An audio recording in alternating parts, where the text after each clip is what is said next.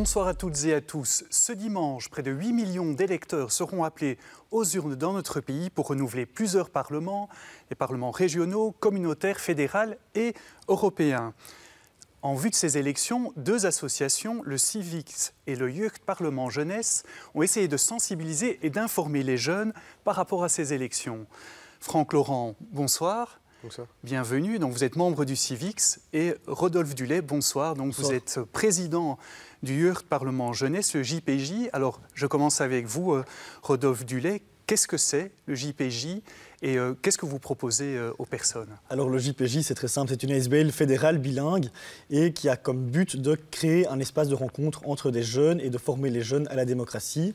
Et on fait ça à travers une activité principale qui est une semaine de simulation parlementaire au Sénat, qui réunit chaque année 130 jeunes de toute la Belgique.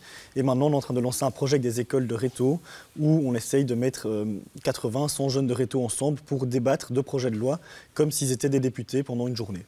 Et ça fonctionne bien? Il y a beaucoup de personnes qui participent chaque année? Ça fonctionne très très bien puisqu'on doit refuser de nombreux candidats chaque année. Et ce qui est chouette, c'est que comme on est bilingue, on a des francophones et des néerlandophones qui passent une semaine ensemble. Et c'est vrai que c'est un des seuls endroits en Belgique où on a vraiment un espace de dialogue entre les deux communautés linguistiques. Ça existe depuis longtemps, cette initiative? Alors ça fait 12 ans que ça existe au niveau fédéral du Youth Parlement Jeunesse, mais c'est inspiré du Parlement Jeunesse du Québec, qui existe depuis de très nombreuses années. Et il y a deux autres parlements semblables en Belgique, un qui est francophone et l'autre qui est uniquement néerlandophone. Franck Laurent, je me tourne vers vous. Donc, vous êtes membre du Civics. Ça, c'est un projet beaucoup plus récent, je pense. Exactement. Donc, on a commencé le projet Civics il y a à peu près un an. Civics est composé d'une quarantaine de jeunes entièrement bénévoles qui ont pour objectif de renouer les jeunes à la politique. Alors, on fait ça sous forme d'événements, de différents projets. On développe notamment une application en vue des élections 2019 pour aider en fait tous les jeunes à voter en connaissance de cause. Alors justement, cette application s'appelle Civics, je l'ai téléchargée moi-même, ça fonctionne bien. Qu'est-ce qu'on peut y faire? Comment ça informe en fait les personnes, les jeunes en particulier, au niveau de la politique? Alors sur cette application, vous allez pouvoir facilement comparer les programmes politiques par thématique. Les programmes sont résumés par les partis eux-mêmes en une limite de 3000 caractères. Il y a aussi un onglet pédagogique pour mieux comprendre le système politique belge grâce à des vidéos, des quiz, des articles. Et on affiche aussi tous les différents partis qui se présentent dans votre commune. Alors, on le sait, la Belgique se classe bonne dernière des pays européens en matière de participation politique. Comment expliquez-vous ce manque d'intérêt, Rodolphe Dulay? Moi, je pense que d'abord, il y a une complexité du système politique belge avec tous les niveaux de pouvoir, etc. Et puis, il y a aussi le fait qu'il y ait les francophones et les néerlandophones qui ne se comprennent pas et qui ne puissent pas parler ensemble. Et donc, c'est vraiment ça que veut résoudre un petit peu le JPJ, c'est montrer aux jeunes de 18 ans, entre 18 et 25 ans, que la politique n'est pas compliquée et qu'en fait, quand on passe une semaine ensemble au Sénat, on a l'occasion de débattre, de faire des amendements, de travailler sur des projets de loi fictifs mais réalistes. Et on se rend compte, en fait, les jeunes se rendent compte que c'est pas si compliqué que ça et que si on s'y intéresse, on comprend bien mieux comment ça fonctionne, pourquoi est-ce qu'on vote et une fois qu'on vote, qu'est-ce qui se passe, qui sont les députés, comment ça fonctionne.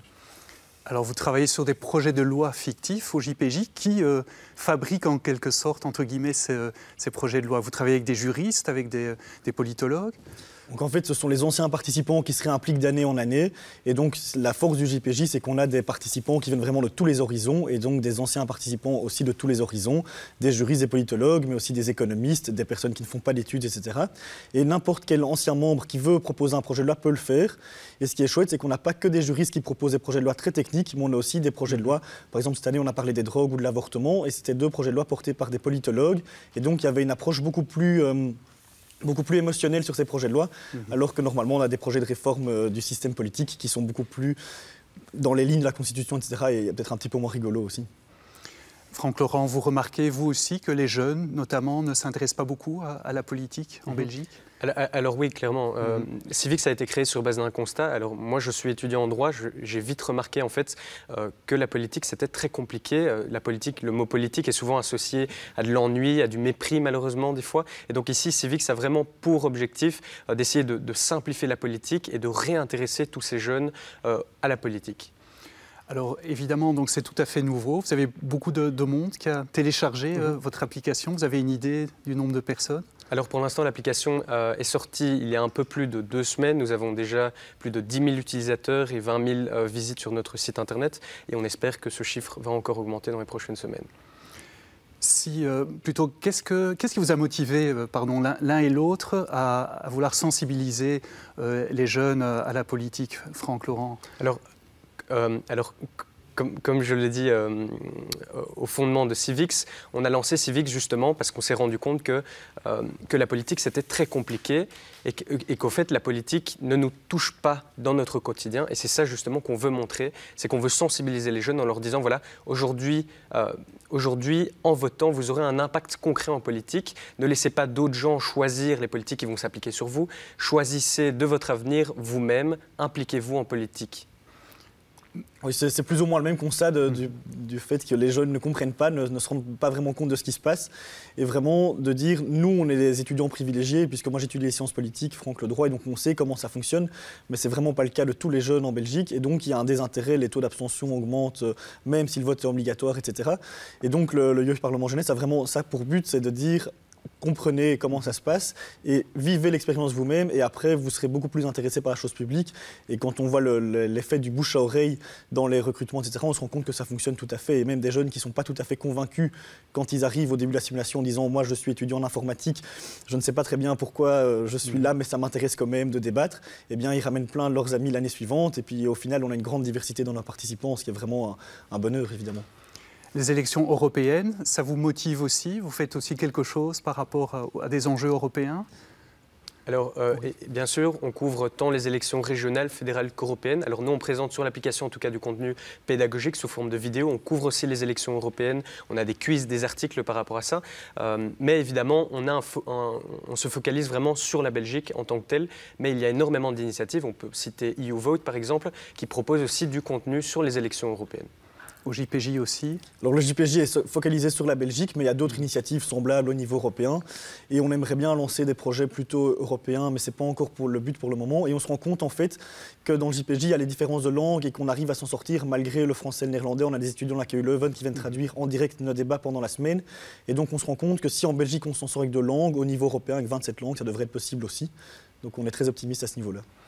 Alors Franck Laurent, Rodolphe Vuillet, pour terminer, si vous deviez passer un message aux jeunes pour les inciter à voter dans quelques jours, qu'est-ce que vous leur diriez, Franck Laurent?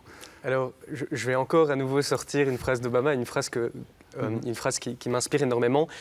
Aujourd'hui, si vous laissez d'autres personnes, est-ce que vous laisseriez d'autres personnes choisir les vêtements que vous allez porter demain? Non. Alors, votez. En n'allant pas voter, vous laissez en fait d'autres personnes choisir les politiques qui vont s'appliquer à vous durant les 5 prochaines années. Alors, allez voter, c'est important. Rodolphe Vuillet. Moi, je dirais la même chose, mais je dirais surtout renseignez-vous, prenez le temps de lire les programmes, de comparer les candidats et de vraiment faire attention à ce que chacun propose, parce que ce n'est pas en votant comme ses parents ou comme ses amis qu'on va vraiment changer le monde. Et il faut vraiment se renseigner pour faire un vote efficace.